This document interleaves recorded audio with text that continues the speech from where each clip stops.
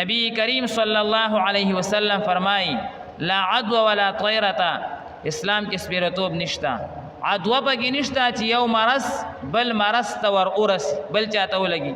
دا الله تعالی لګي بل چاته مرض لګون کې هم الله دی اول کس ته چې مرض لګېدل دی دا هم الله تبارک وتعالى هغه چې کم دی لګولې دی یو حدیث مبارک بعد خلق ذکر کوي وای نبی کریم صلی الله علیه وسلم ویلی دی کچا ما ته خبر را کو چې د سفر میاشت تیر شو نو زه به د جنت خبر ورکوم دا یو حدیث مبارک ته بعض خلک دار نقل کوي وای د سفر میاشت هغه سپیره ده دا کومه میاشت اوس روانه ده وای ځکه نبی علیہ السلام وای من بشرنی بخروج سفر بشرته بالجنه که څوک دا وای چې یاره د سفر میاشت تیر شو او ما ته خبر را کو نو زه به ورته د جنت خوشخبری ورکم د دې حدیث متعلق محدثین حضرات هغه ډیر جوابونه کوي او ډیر خبرې فرمایي بهترین جواب هغه دا دی او خبره دا ده چې د ربیع الاول په میاشت کې نبی علیہ الصلوۃ والسلام د دنیا نه انتقال کړی دی نه پس چې کومه میاشت روانه د ربیع الاول ورته وي ربیع الاول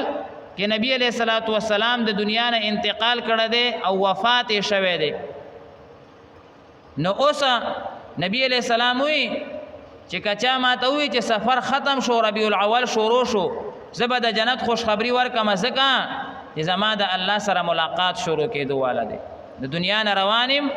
الله سره مې ملاقات کېدو والا دی دا معنا نه ده چې سفر سپیره دی د سفر میاش سپیرتوب په دې حدیث کې نه دی ذکر دا ذکر دی چې د سفر میاش ختم شو ما ته چا خبر راکو ربیع الاول شروع شو نو زما د الله سره د ملاقات میاش شروع شو نو زه به د جنت خوشخبری هغه ورکم سفر سپیره نه دی ځکه مسلم شریف کې روایت ته نبی کریم صلی الله علیه وسلم فرمایي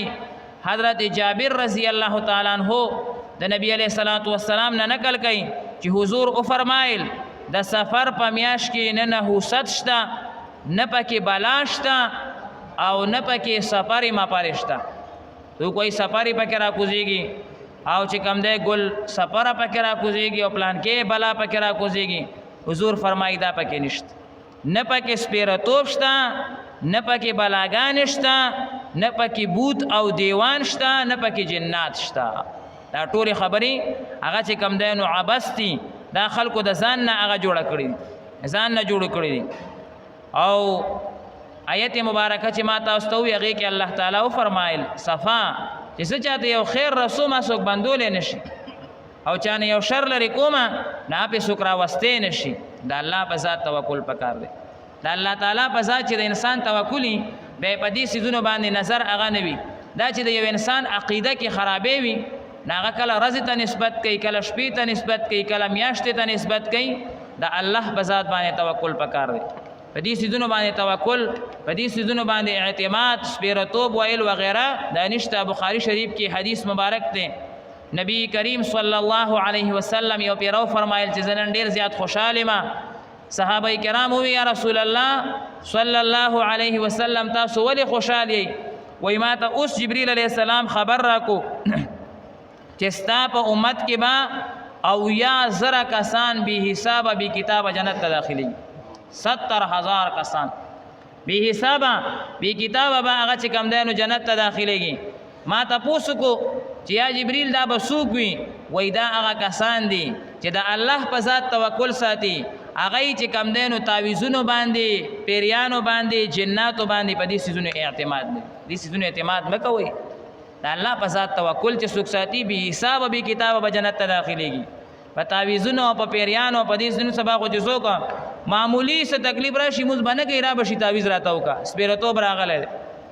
او داس باندې کوي موږ باندې کوي هر څه به قضاوي تعویذ راتاو کا تعویذ به رستو کار کوي موږ به اول کار کوي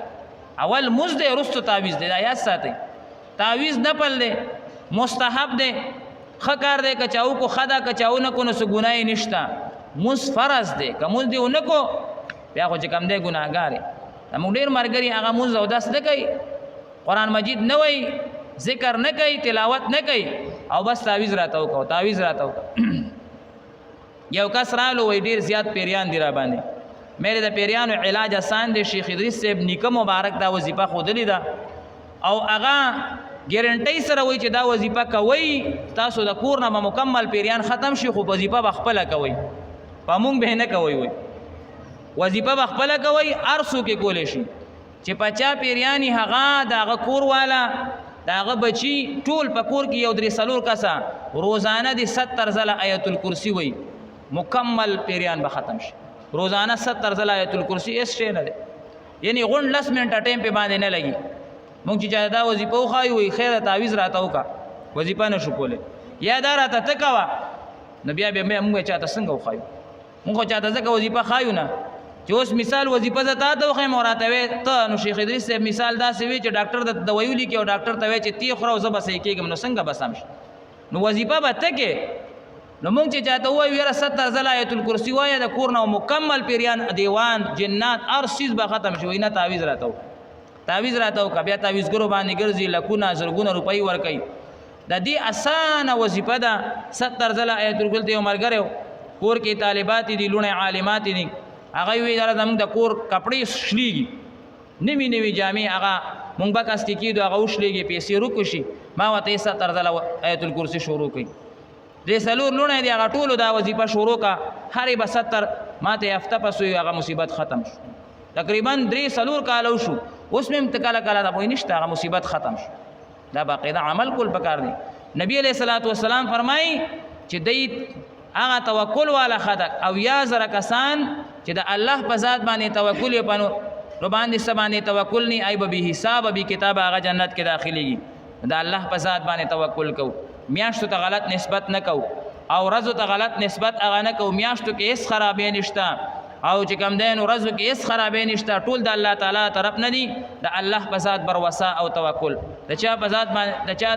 د الله تعالی په ذات باندې توکل شو نو الله تعالی فرمایي ومن يتوکل علی الله فهو حسبه د دین لوی ټکی اړوشتنه الله وي څوک زما په ذات توکل کی بس زه به ورته کافي شي الله به ورته هغه کافي شي بهرحال دا د سفر مبارکه میاشت شروع ده په دې میاشت کې دا توهمات